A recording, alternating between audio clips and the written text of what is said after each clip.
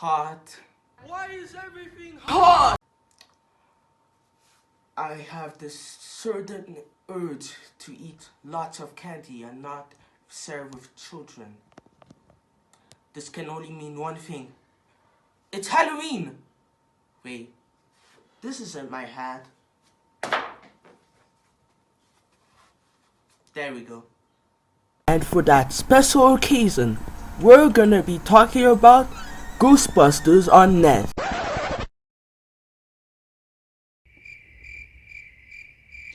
Oh, brother, this guy stinks! I know, it was inevitable, but at least we still have the first two movies, the cartoon and Afterlife.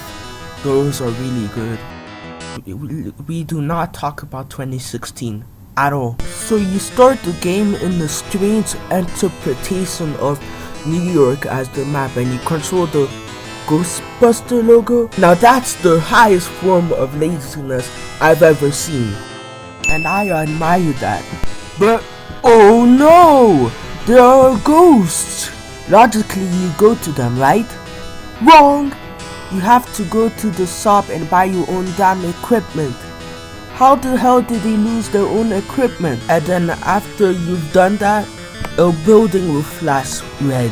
When a building flashes red, that means there's a ghost.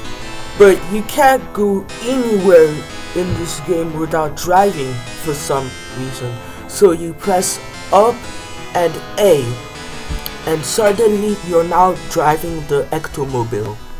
In these sections, you can move the ectomobile left and right, but also up and down. I don't know why you would want to move up and down though. But don't get too cozy, cause there are a bunch of cars that want to crash into you and make you lose money.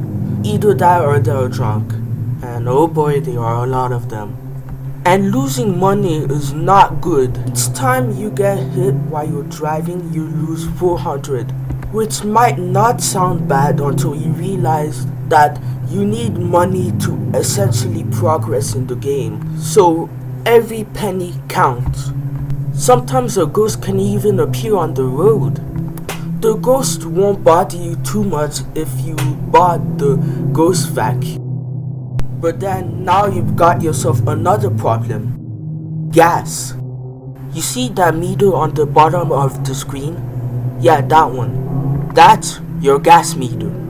And if you run out of gas, two little men will get out of the ectomobile and push the ectomobile to the gas station. No matter where you are, if you run out of gas, you will always end up at the gas station, essentially wasting money.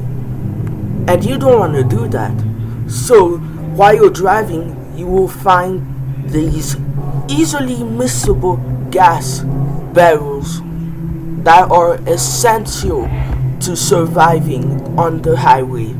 Oh, did I mention that most of the game takes place in this highway? But what about the ghost busting? I hear you ask. Well, bad news. It's not good. Well, it's neat that they kept in mind Egon's rule about crossing the stream. What? Don't cross the streams. Why? It would be bad. I'm fuzzy on the whole good-bad thing. What do you mean bad? Try to imagine all life as you know it stopping instantaneously and every molecule in your body exploding at the speed of light. And it controls so poorly. And if you've gotten anything other than the capture beam and the super trap, you're screwed. Sometimes it can be easy. Maybe a little too easy because one of them is stupid enough to go to the beam. But sometimes they can either go too high or too low. And on top of that, you wouldn't notice, but you've got a time limit. So if you take too long, your characters will just leave. So now that you know how the game works, you just do those things, rinse and repeat, reach the stairs, cry yourself in the shower, and then you can finally reach closure. So after going through that while you're hearing the same Ghostbusters theme on loop, I'm sure that all that pain and suffering was worth it. Right? Right? Congratulations! You have completed a great game and proved the justice of our culture. Now go and rest our heroes?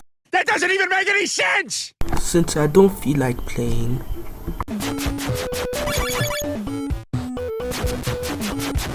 Whatever that was.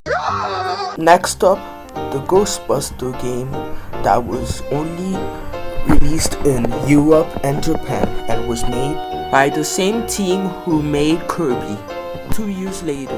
New 2. So I chose Horny and That's a Big Twinkie. The game is kinda like Zelda, except you use the proton pack with the A button and then you can trap the ghosts with the B button.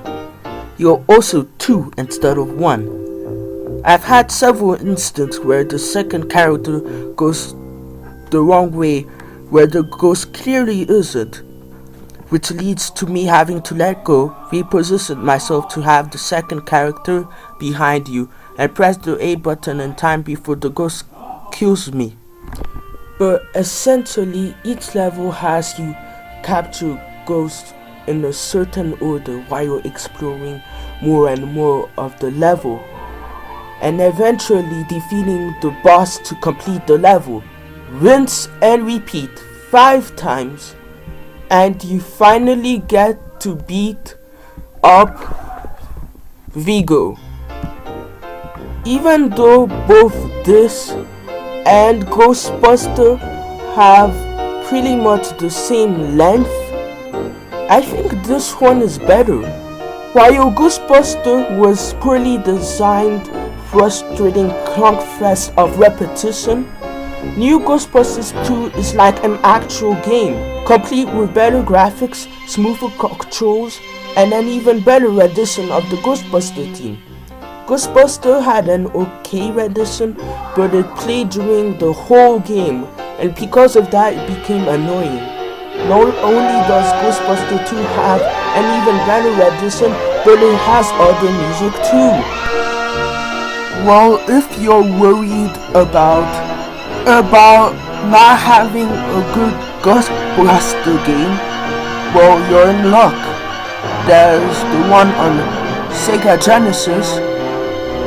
This is one moment where Genesis does what Nintendo. Another great one is Ghostbusters the video game.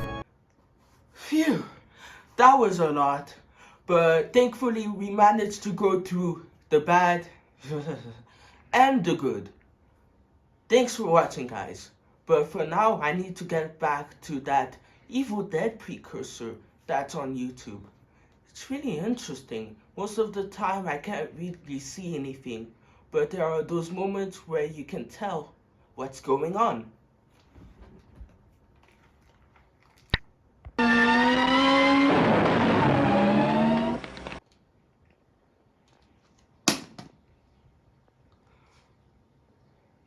Well, I should have brought more pairs of underwear.